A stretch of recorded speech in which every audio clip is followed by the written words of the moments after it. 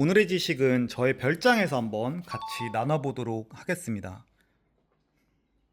흑백요리사가 굉장히 핫하죠. 거기서 백종원을 바라봤을 때 브랜딩이랑 마케팅 참 잘한다 이런 말을 합니다. 마케팅과 브랜딩은 뭔가 같은 것 같은데 이 차이를 몰라서 대기업 3세들이 고전하는 것도 있고 10년 사이에 수천억 기업을 만든 자수성가 30대 20대 대표들이 사업이 망해버렸어요. 그 이유도 브랜딩 때문에 문제가 됐던 겁니다. 오늘은 마케팅과 브랜딩의 차이를 정말 쉽게 제가 한번 설명을 해보도록 하겠습니다.